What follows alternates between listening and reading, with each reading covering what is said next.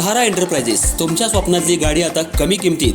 इचलकरंजी शहरालगत असलेल्या कबनूर चंदूर रोडवर कोन्नूर पार्कमधल्या सहारा एंटरप्राइजेस इथं पश्चिम महाराष्ट्रातली विविध बँका आणि फायनान्स कंपन्यांनी जप्त केलेल्या जुन्या दुचाकी आणि चारचाकी गाड्यांची विक्री केली जाते. शोरूम किमतीपेक्षा 25 ते 50% कमी दरात, उत्तम स्थितीत आणि संपूर्ण कागदपत्रांसह त्वरित डिलिव्हरी. दुचाकी 20,000 पासून पुढे तर चारचाकी 50,000 पुढे. आपल्या पसंतीची कार किंवा बाईक आता अगदी परवडणाऱ्या दरात घेऊन जा.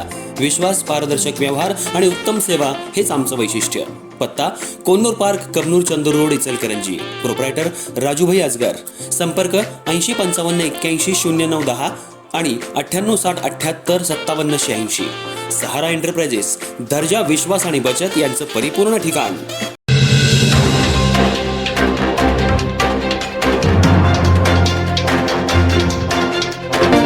इचलकरंजी शहरातील सांगली नाका टाकवडे रोड परिसरात एका अल्पवयीन मुलीला अश्लील हावभाव करून तिची लज्जा उत्पन्न केल्याची घटना समोर आली आहे. या प्रकरणी गावभाग पोलीस ठाण्यात गुन्हा दाखल करण्यात आला असून या प्रकरणी यासीन उस्मान मुल्ला वय 22 राहणार सहकारनगर इचलकरंजी याच्या विरुद्ध भारतीय न्याय संहिता तसंच बालकांचे लैंगिक अपराधांपासून संरक्षण अधिनियम अंतर्गत कारवाई करण्यात आली आहे.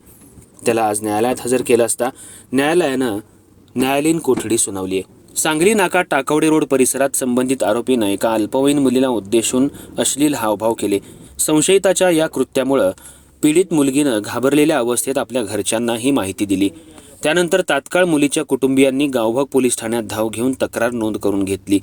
घटनेचं गांभीर्य ओळखून पोलिसांनी तात्काळ यासीन उस्मान मुल्ला वय 22 राहणार सहकारनगर इचलकरंजी याच्या विरुद्ध भारतीय न्याय संहिता तसंच बालकांचे लैंगिक अपराधांपासून संरक्षण अधिनियम अंतर्गत गुन्हा दाखल केला असून आज त्याला न्यायालयात हजर केला असता न्यायालयानं न्यायालयीन कोठडी सुनावली. घटनेमुळे परिसरात खळबळ उडाली असून नागरिकांमधून संताप व्यक्त केला जातोय. अल्पवयीन मुलींच्या सुरक्षेचा प्रश्न पुन्हा एकदा ऐरणीवर आला असून अशा प्रवृत्तीवर कठोर कारवाई करण्याची मागणी नागरिकांकडून होतीये. दरम्यान महिलांवरील अत्याचार, छेडछाड आणि अल्पवयीन मुलींना त्रास देण्याच्या घटनांमध्ये वाढ होत असल्यानं पोलीस प्रशासनानं नागरिकांना सतर्क राहण्याचं आवाहन केलंय.